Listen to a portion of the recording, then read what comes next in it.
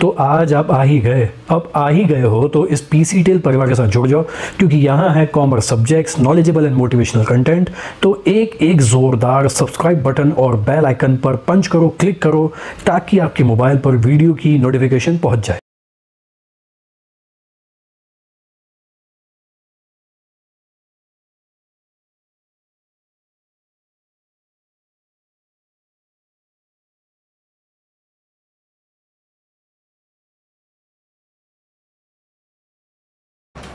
Guys, new lesson है functions of management, lesson number 2। और इस लेसन की खास बात, इसमें कुछ कट नहीं है इसमें कुछ कट नहीं है, पूरा लेसन है आपको। टोटल 6 फंक्शंस दिए हुए हैं: planning, organising, staffing, directing, coordinating and controlling. ठीक है। लास्ट ईयर वैसे इसमें हाँ सो लास्ट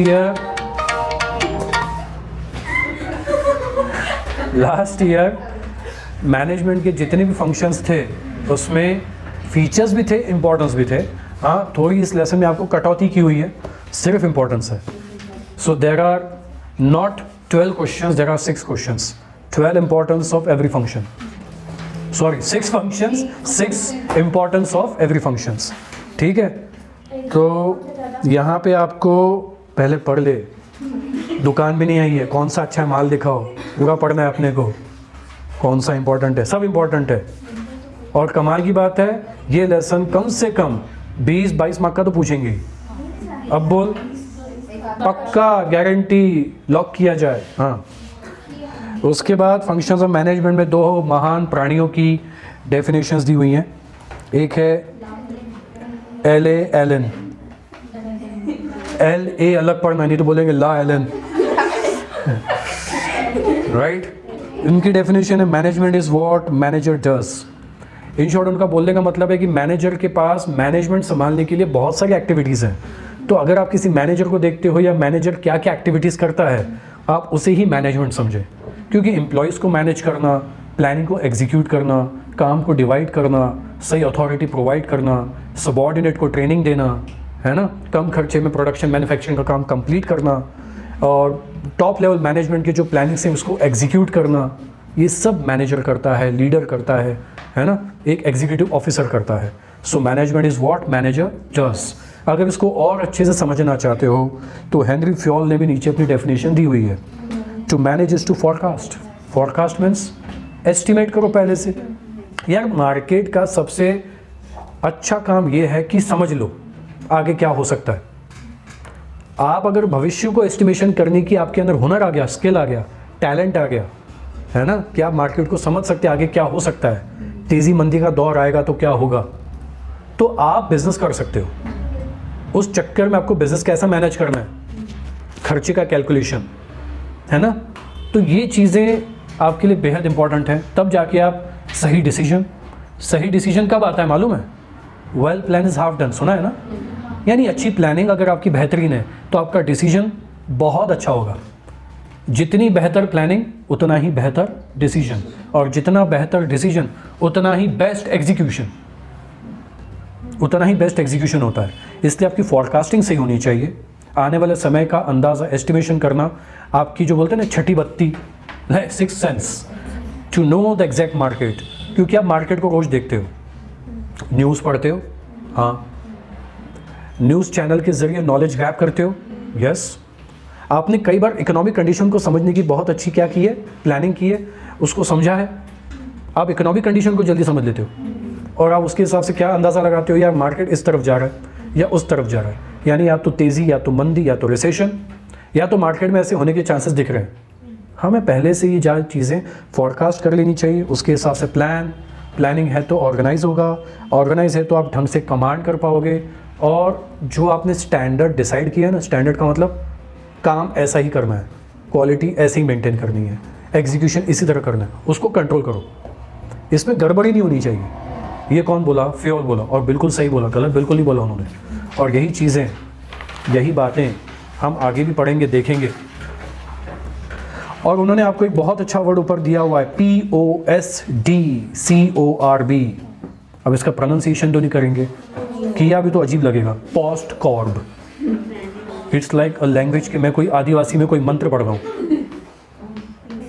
पोस्ट कूप, है ना। नो, सो एवरी वर्ड क्या है वो, P stands for planning, O for organising, S for staffing, directing, coordination, reporting, budgeting.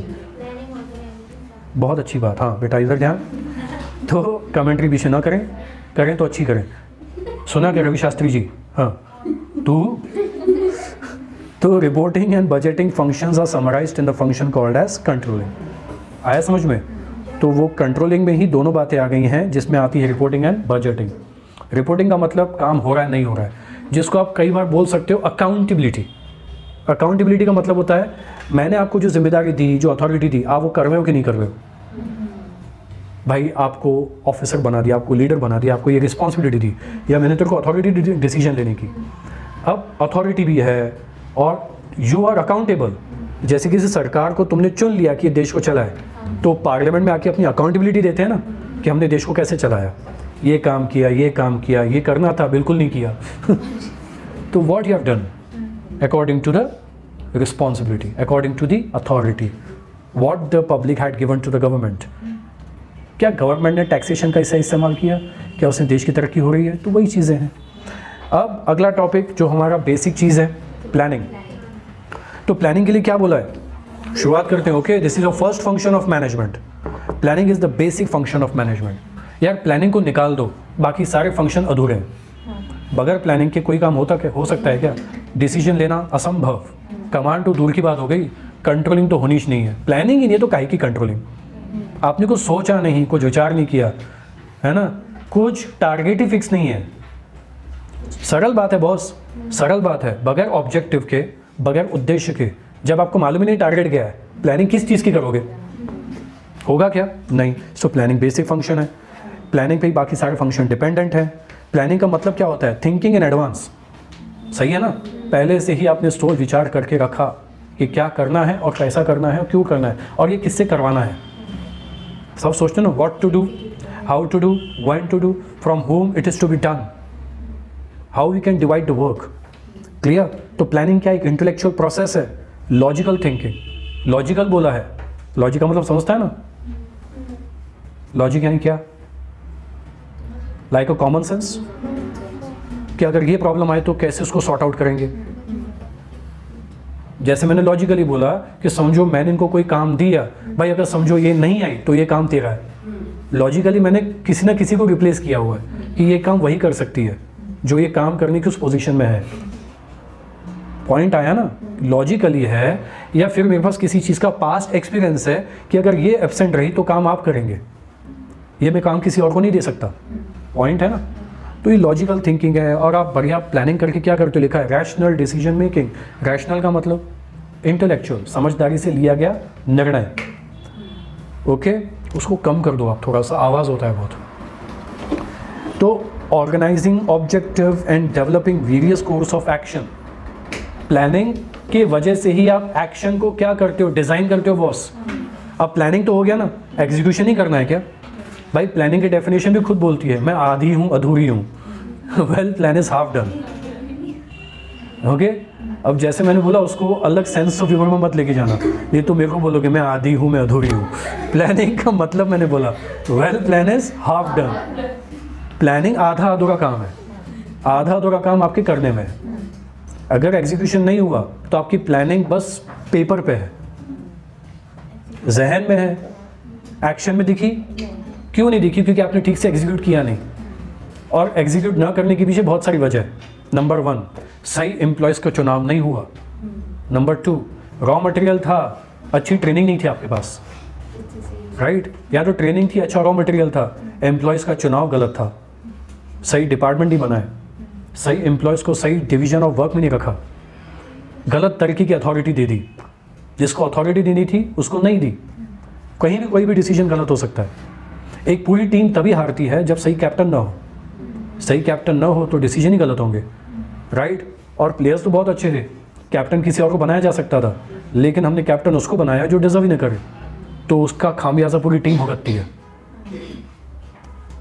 तो वजह बहुत सारी हो सकती हैं फेल होने के, दैट्स इट। तो प्रॉपर प्लानिंग करना, उसको इम्प्लीमेंट करना, राइट, ऑर्गेनाइजेशन के लिए बहुत इंपॉर्टेंट चीज़ है क्योंकि वो की है।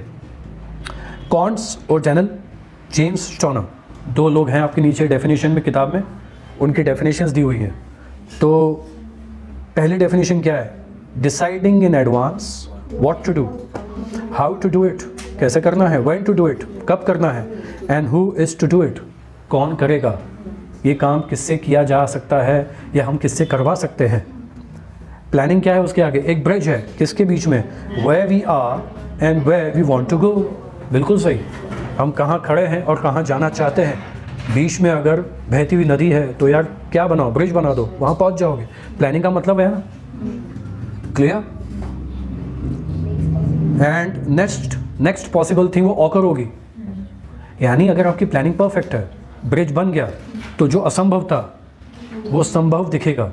और अगर प्लानिंग नहीं है तो आगे लिखा हुआ है which could not otherwise occur, वो आपके सामने साक्षात्कार ही नहीं होगा, यानी वो चीज़ आपके सामने दिखेगी नहीं क्योंकि वो पॉसिबल हुई नहीं, क्योंकि आपकी प्लानिंग में गड़बड़ी थी। एग्जीक्यूशन तो दूर की बात हो गई। जेम्स स्टोनर भी वही बोलता है, establishing goals and suitable course of action, सही तरह से अपना ऑब्जेक्ट डिसाइड करो और उसको प्राप्त करने के लिए सही एक्शन डिसाइड करो, तो ही आपकी प्लानिंग पॉसिबल है। If you don't have the perfect execution according to your plan, you are not going to achieve your target within the stipulated time what you have decided, तो वो आपसे कोसों दूर है। क्लियर। अब importance का मतलब आप इसको ऐसा समझ सकते हैं, प्लानिंग से क्या क्या हमें फ़ायदे मिलते हैं या इसके क्या फ़ायदे हैं। जब से पहला क्या बोला गया? Helps to set clear objective, मतलब क्या क्या करना है वो सब डिसाइड करना। एक मोटा इंसान क्या सोचेगा, मुझे पतला होना है, उसका पतला होना क्या है? ऑब्जेक्टिव। अगर उसका पतला होना ऑब्जेक्टिव है तो ही वो प्लानिंग करेगा ना। क्या करेगा? Diet, exercise, when to sleep, when to get up early, और सबसे इंपॉर्टेंट चीज़ पंचिंग डेट, कितने समय में करना है, लिखा है वहाँ पे। क्या है वो? Punching date. ये तारीख तक इतना वज़न कम करना है। अब पर्सन, जैसे कोई 100 kg का इंसान है और बोल रहा है कि मुझे 70 kg भी आना है, टारगेट क्या है? 40 kg कम करना, 30 kg कम करना, 30 किलो कम करना। और 30 किलो कम करने के लिए उसको अपना वैसा डाइट, वैसी एक्सरसाइजेस, वैसी ट्रेनिंग और एग्जीक्यूशन और टाइम टेबल विद डिसिप्लिन, सब क्या करना है? इसको अपन क्या बोलेंगे? Course of action. ये कोर्स ऑफ एक्शन है ना, उसने सब लिख लिया, कितने बजे उठना है, क्या क्या काम करना है, कैसा डाइट मेंटेन करना है, मुझे दिन का खाना है, रात का खाना क्या खाने में रखना है और क्या अवॉइड करना है। क्लियर और नॉट? तो ये सब कोर्स ऑफ एक्शन है। Like you have seen the movie Dangal, उसमें आमिर खान के 2 रोल्स हैं, एक बहुत मोटा और कुछ ऐसे सीन्स हैं जिसमें उसके पूरे packs and full body building दिखाई है। वो करने के लिए भी उसने पूरे course of action diet maintain किया था। आसान काम है वज़न बढ़ाना, सबसे मुश्किल काम है वज़न को घटाना, और वज़न को घटाने के लिए ताकत और ज़्यादा लगती है ना। और सबसे डिफ़िकल्ट चीज़ है ज़बान को कंट्रोल में रखना फॉर द टेस्ट। ये भी अच्छा लगता नहीं है ना। उसमें सीन दिखाया है ना पानी पूरी वाला, पप्पा थोड़ा तीखा कम है हाँ भाई तीखा बना ले, क्योंकि कल से तुम पहलवानी वाली ज़िंदगी जियोगे। पॉइंट क्या था? अगले दिन से तुम्हारे कोर्स ऑफ एक्शन तैयार है। Finish, that's it. प्लानिंग आसान है बनाना, सबसे डिफिकल्ट चीज़ है ऑब्जेक्टिव डिफाइन करना और उसके कोर्स ऑफ एक्शन पे चलना। प्रोवाइड पाथ ऑफ एक्शन बता दिया। फर्स्ट एंड सेकंड पॉइंट में ही मैंने आपको जो मैंने अभी एग्जांपल दिया वो आपके दोनों पॉइंट कवर कर लेता है। Planning improves performance, planning improves performance. क्या एग्जांपल दोगे इसमें? एक किसी भी एथलेटिक्स की स्टेमिना कैसे बढ़ता है? लगातार प्रैक्टिस करता है, और अगर उसने प्रैक्टिस छोड़ दी तो परफॉर्मेंस छूट जाता है, राइट। आप मान लो रोज साइकिलिंग कर रहे हैं, आपका स्टेमिना बढ़ेगा, और आप छोड़ दो और वापस उसी हरकत पे आ जाओ। No control on eating, no control on sleeping and many other बेफिजूल की आदतें। Clear? You will lose your stamina, you will lose your actions. ऐसे कई एथलेटिक्स हैं, राइट, प्लानिंग के हिसाब से अपनी रोज ट्रेनिंग लेते थे, रोज डाइट फॉलो करते थे, कई सारे गोल्ड मेडल जीते भी हैं, लेकिन बाद में ड्रग्स की आदत लग गई, है ना। डोप टेस्ट पॉजिटिव आ गया। डोप टेस्ट बोले तो कि वो ड्रग्स लेके कहीं परफॉर्म तो नहीं कर रहे हैं, रेसलिंग में, साइकिलिंग में, ओलंपिक्स में। कई केसेस सामने आए, जेल भी चले गए, रिहैबिलिटेशन सेंटर में चले गए, वापस कम बैक किया, वापस डाइट फॉलो किया, आदत छोड़ी और कम बैक किया। ऐसे कई लोग साबित हुए हैं, बॉक्सिंग में, ओलंपिक्स में। तो ये चीज़ें आती हैं। आपका परफॉर्मेंस वीक कब होता है? जब आप अपनी प्लानिंग को छोड़ देते हो, जब आप अपनी रेगुलरिटी को गिव अप कर देते हो। आप अपनी प्लानिंग, अपनी कोर्स ऑफ एक्शन, अपनी रेगुलरिटी को अगर छोड़ देंगे तो प्रॉब्लम होगी। वैसे ही कंपनी का है क्वालिटी मेंटेन करना। नोकिया ने अपनी प्लानिंग को एग्जीक्यूट टाइम पे किया, यस, लेकिन क्या उसने क्वालिटी मेंटेन की? नहीं। उसका परफॉर्मेंस वीक हुआ, यस। क्यों? कॉम्प्रोमाइज किया उसने। और नोकिया कंपनी क्या हो गई? ऐसी गिर जाती है जैसे पेंसिल गिर गई। ठीक है, ओके। और दूसरी कंपनी आती है उसको उठाने के लिए, जो चली जाती है कहीं और। क्लियर है? तो पॉइंट ये है कि अगर आपके परफॉर्मेंस में गिरावट आ गई तो नोकिया कंपनी को भी कई लोगों ने क्या किया? नो किया। नोकिया को नो किया। हाँ, तो अगर गाइडलाइंस ये रहेंगी तो अच्छा है। कॉम्प्रोमाइज़ हुआ तो रुकावट के लिए खेद है और आपका मरना निश्चित है। आप इस मार्केट में क्या कहे जाएंगे? ये कंपनी इतिहास में दर्ज हो जाएगी। ये कंपनी थी, है ना, थी, वापस कभी नहीं आई। मिनिमाइजेज द रिस्क, वही है फॉरकास्टिंग टेक्निक। इन्फ्लेशन, रिसेशन, बदलती हुई टेक्नोलॉजी, बदलती हुई गवर्नमेंट की पॉलिसीज़, कॉम्पिटिटर्स के बदलते हुए कानून, उसके बिजनेस करने के नए से तौर तरीके, अगर वो पहले से तुम लोग अपने पूरे मार्केट में नज़र बना के रखोगे, है ना, आपके पास पहले से alternative courses of actions available है, प्लानिंग ABCD, है ना, तो आप टाइम पे अपनी कंपनी को डूबते हुए बचा सकते हो। क्लियर है? गाड़ी पंचर होती है तो गाड़ी के साथ स्टेपनी रहती है ताकि हम टायर जो पंचर उसको रिप्लेस कर सकें, है ना। जब हम टूर पे निकलते हैं, हाँ, तो हम पहले से अपने साथ कई सारी दवाइयाँ लेके निकल जाते हैं। क्या? कोई बीमार हो गया तो, किसी को फैटिक हो गया तो, कोई सिक हो गया तो, किसी को वॉमिटिंग की प्रॉब्लम हो गई तो we must have that kind of medicines. कहीं भी गाड़ी ख़राब हो सकती है, पंचर हो सकती है, स्टेपनी होनी चाहिए, रिप्लेस कर लेंगे ताकि टूर में कोई भी रुकावट ना आए। गेम्स में भी होता है ऐसा, ऐसा कंपनी भी करती है, राइट। आने वाले चुनाव होंगे, चुनाव में कौन सी सरकार आएगी या उसका असर मार्केट पे, शेयर मार्केट पे क्या होगा। जैसे ही अभी प्रेसिडेंट के लिए अमेरिका में प्रेसिडेंटशिप के लिए क्या हो रहे थे, वोटिंग्स हो रही थी, उसका असर कहाँ पड़ा? शेयर मार्केट पे। क्रैश हुआ, थोड़ा सा क्रैश, इन इतना गलत नहीं बोलूँगा, डाउन हो गया, है ना। कई कंपनीज के दाम गिरे। डोनाल्ड ट्रंप भी हार गया तो डोनाल्ड ट्रंप की कंपनीज के शेयर्स के दाम भी कहीं ना कहीं गिरे। दिखा अपने को, यहाँ पे भी उसका असर दिखा। पॉइंट है ना। अब आने वाले समय में क्योंकि नया प्रेसिडेंट आया है, लोग अभी से अंदाज़ा लगाएंगे क्योंकि अमेरिका का नया प्रेसिडेंट चुन के आया है। सीधी बात है, आने वाले समय में कुछ नई पॉलिसीज़ बनेंगी। इंडिया और अमेरिका के रिश्ते में कुछ नया एक मोड़ आएगा क्योंकि डोनाल्ड ट्रंप नहीं रहा, अभी नहीं रहा, मतलब है, मतलब जीवित है, हाँ, प्रेसिडेंट नहीं रहा।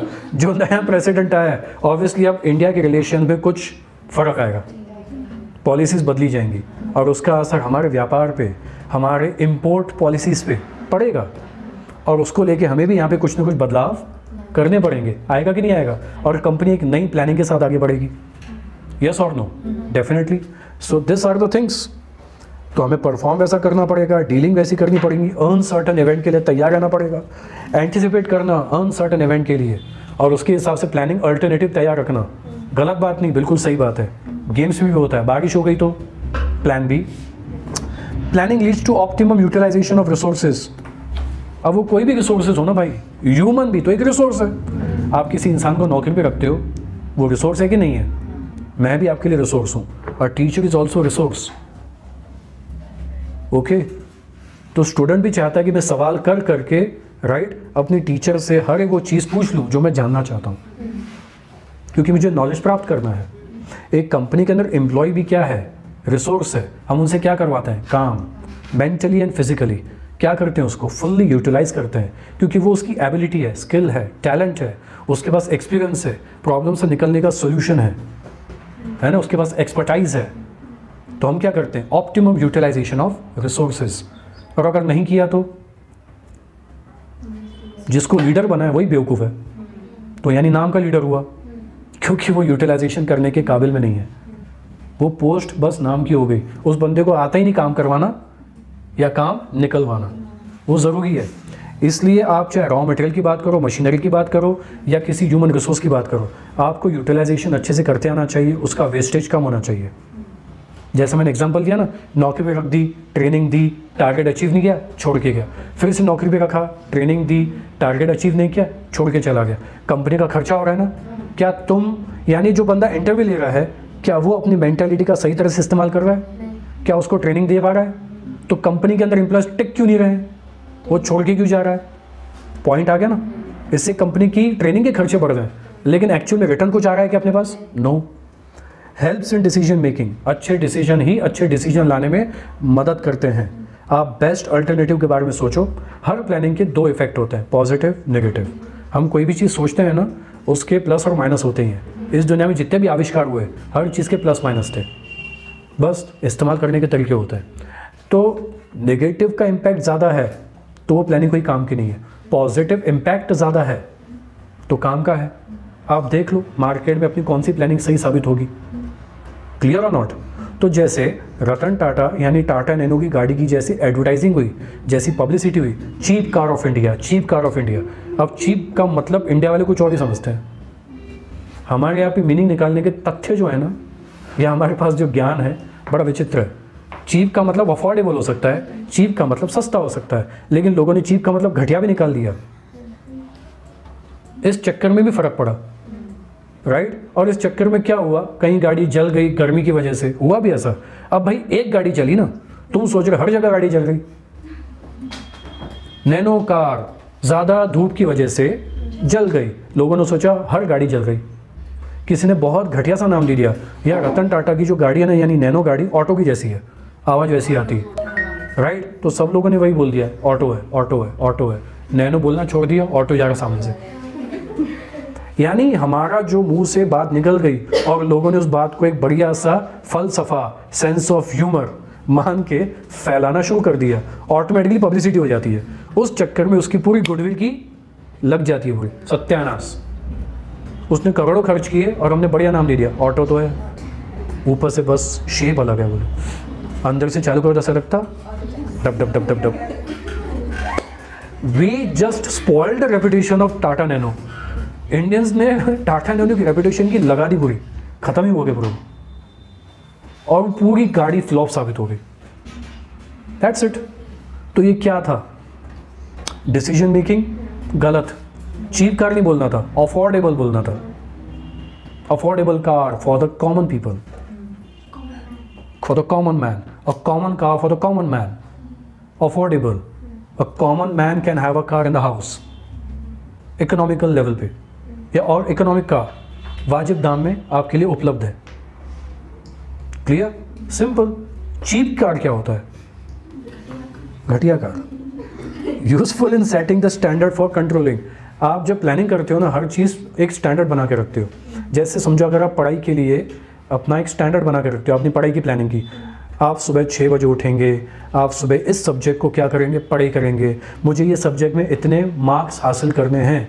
अब इतने मार्क्स हासिल करने हैं, जैसे वन ऑफ माई स्टूडेंट, जैसे कृपेश पोपट हो गया, है ना, जैसे उसका एग्जाम मैंने पहले भी दिया, आज आया भी था, today he came, so he got 100 on 100 in accounts, 100 on 100। तो पॉइंट क्या था? स्टैंडर्ड उसने बना के रखा था कि मुझे मार्क्स लाने हैं। He was actually giving daily 2.5 hours to account self study पे। मैं यहाँ पे मुश्किल से बच्चों को बोलता हूँ 1-1.5 घंटा रोज अपना स्पेशल दो।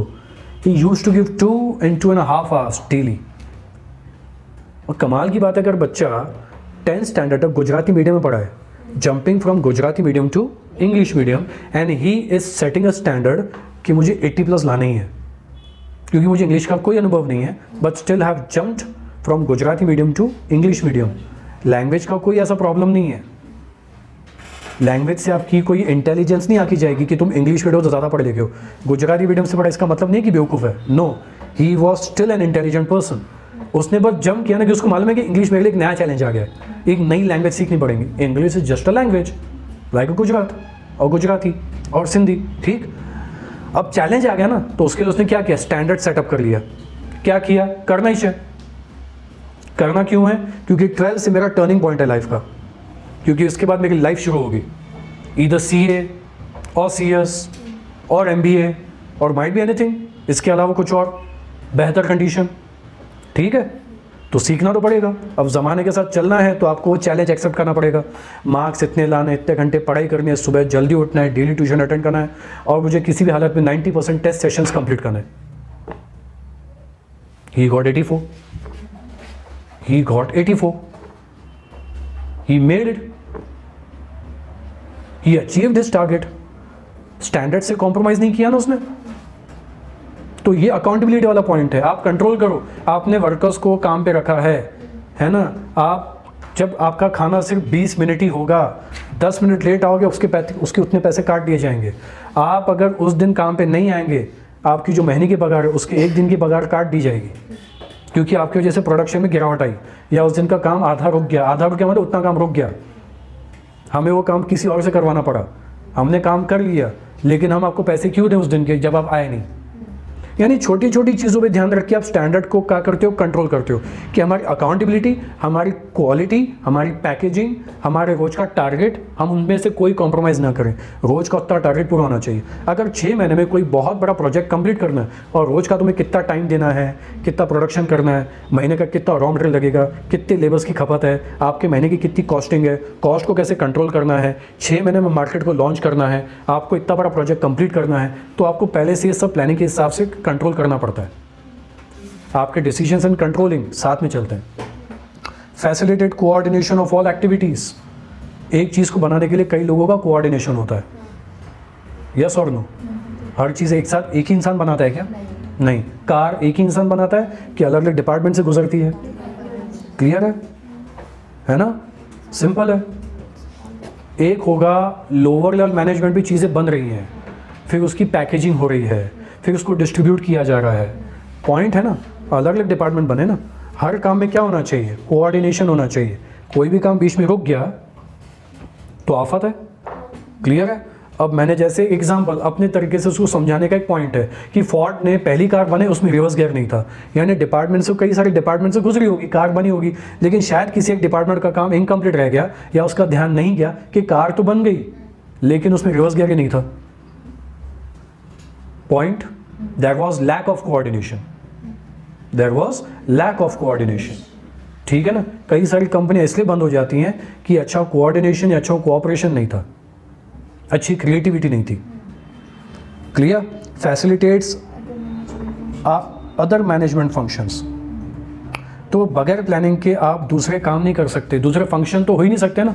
प्लानिंग नहीं है तो आपको कौन से रॉ मटेरियल लाने हैं, किस तरह से एम्प्लॉयज़ का सिलेक्शन करना है, कितने डिपार्टमेंट बनाना है, हर डिपार्टमेंट में कितना स्टाफिंग होगा, आप किस तरह से काम अलॉट करोगे, किसको कितने इंसेंटिव, सैलरी और पैसे देने वाले हो, ये काम हो पाएगा क्या? ऑर्गेनाइज का मतलब सब कुछ तैयार करना। बगैर प्लानिंग की तैयारी कैसे करोगे? नहीं हो पाएगा। आप अगर छोटी शॉप लगा रहे हो या कोई बड़ी फैक्ट्री ओपन करते हो, पहले मार्केट को देख लेते हो ना, यार ये चीज़ लानी है, ये चीज़ मंगानी है, ये प्लानिंग है। अब उस और चीज़ को क्या करोगे? ऑर्गेनाइज करोगे, स्टाफिंग बनाओगे, क्रिएट करोगे। Promotes innovative ideas. इसमें क्या एग्जांपल देने के आपके क्या चांसेस हैं?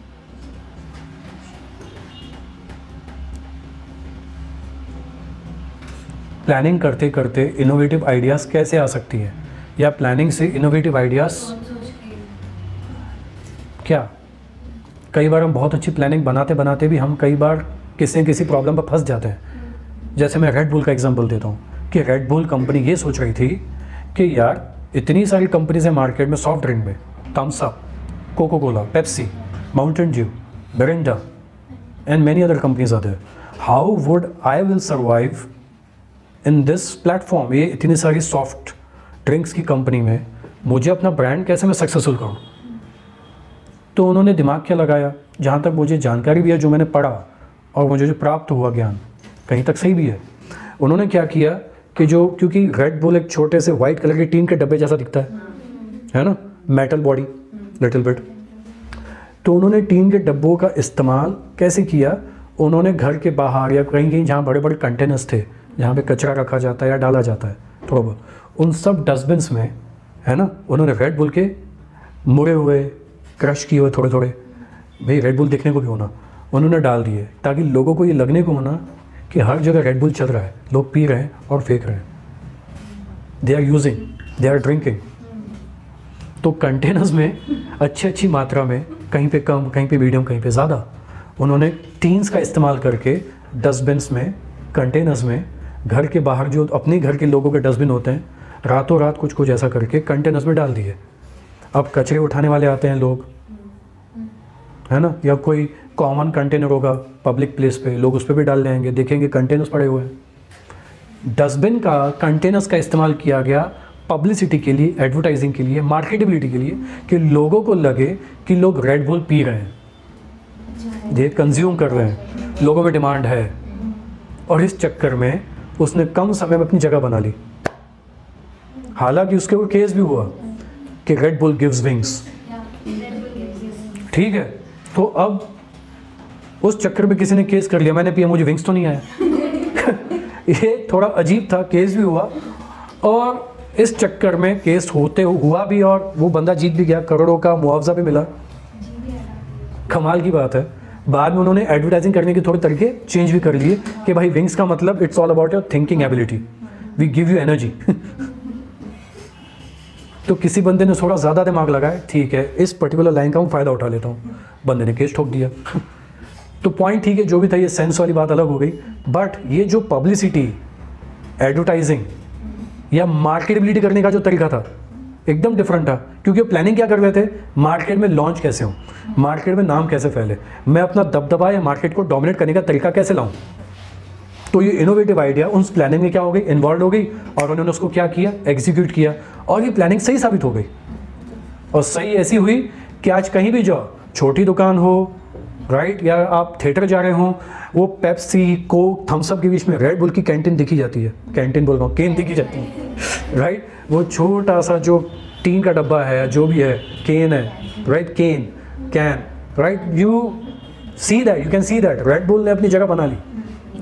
उतनी सारी कंपनीज में अपनी अपनी जगह क्या कर ली, सिक्योर कर ली। इतनी सारी कंपनीज में भी उसने कम समय में अपनी अपनी जगह को उसने सिक्योर कर लिया, और आज वो भी मार्केट से अच्छा खासा प्रॉफिट वाला शेयर कमा लेता है। भले केस हुआ, बोलते इतना खास नहीं है, लेकिन भाई Pepsi, Thums Up, Coke, Mountain Dew की लाइन में वो भी अपनी केन रखता है, और लोग पीते भी हैं, और लोग एंजॉय भी करते हैं। आज उसकी भी डिमांड है, यानी मार्केट में भी उसने अपना शेयर निकाल दिया प्रॉफिट का, कि मैं भी कमाऊंगा। इतनी कंपटीशन में भी अपने आप को स्थापित करना, दैट्स क्रिएटिविटी। वैसे कोको कोला कंपनी भी क्या थी, तो कोको कोला कंपनी ने पहले साल में सिर्फ 7 या 8 बॉटलें बेची थी, सिर्फ 7 या 8, लेकिन आज कहाँ है वो, थिंक अबाउट इट। और कमाल की बात है कि इतनी बड़ी कंपनी की तरफ एक ऐसा इन्वेस्टर भी अट्रैक्ट हो गया, जो जिसको मैं भी मानता हूँ और कई लोग मानते हैं, वॉरेन बफेट। उसने भी उस कंपनी में इन्वेस्टमेंट किया, और आज वो हर 3-3 महीने में उसी कंपनी से बहुत बड़े लेवल पे डिविडेंड कमाता है।